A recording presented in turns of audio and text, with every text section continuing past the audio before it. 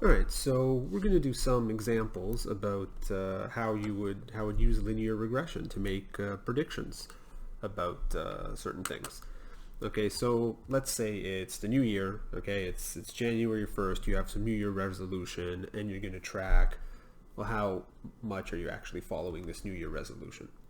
So you're going to look at the weeks since the start of the year, and let's say we look at the first 9 weeks, right? So two months since the year starts. And for each of those weeks, you're going to look at, well, how many times, let's say your resolution was to work out daily, okay? And you're going to say, okay, well, how many times a week did I actually work out, right? And you're going to track that to see how your New Year's resolution is going, right? Because we can't trust our memory, right? So your X value is the number of weeks since the new year, right? Is it 1 week, week 2, week 3, week 4? Which week is it? And the Y value is how many times in that week did you go to the gym? Okay, so let's say week 1, you went 6 times, okay? Say one of the days was a holiday, you relax in family, you went 6 times, okay?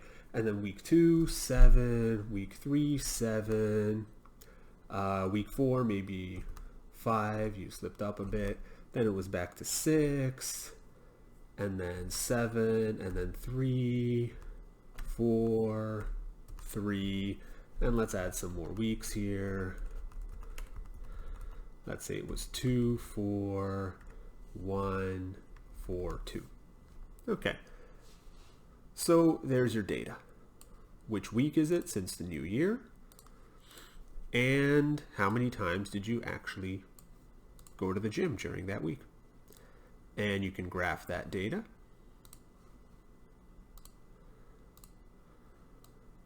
And there it is.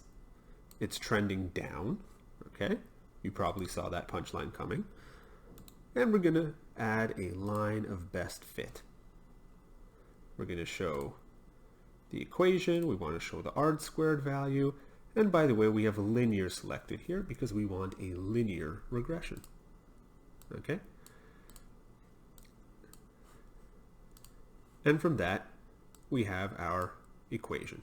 Okay? So our slope, and we're just going to round here. Right, so our m value, our slope, is about negative 0.39, and our y-intercept is approximately 7.27.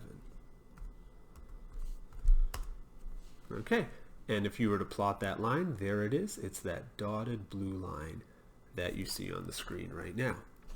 Now you can use this to make predictions, okay? Because you have your m value, you have your b value. Even though your data is based on certain random fluctuations, this is a trend, which, if applicable to other people or you during other years, you can use to make predictions, okay? And we're going to make some of those predictions right now. So remember that slope, negative 0.39, and that y-intercept, 7.27.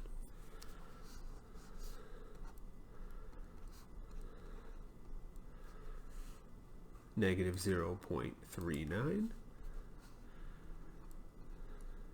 times x plus 7.27.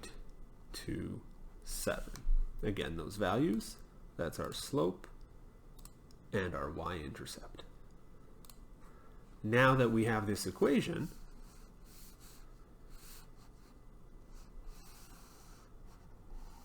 we can just focus on that without looking at the data anymore that was used to create this equation.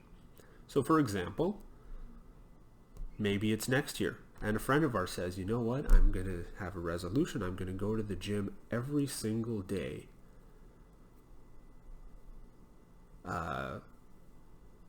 during every single week in the new year, right? And you say, you know what, I think after 2 months, you'll be going less than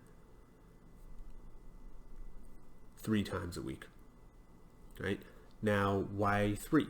Maybe you want to make a bet, you know what, you'll be going less than 5 times a week, right? So how do you decide on that value? Well, using this equation, you can make a prediction.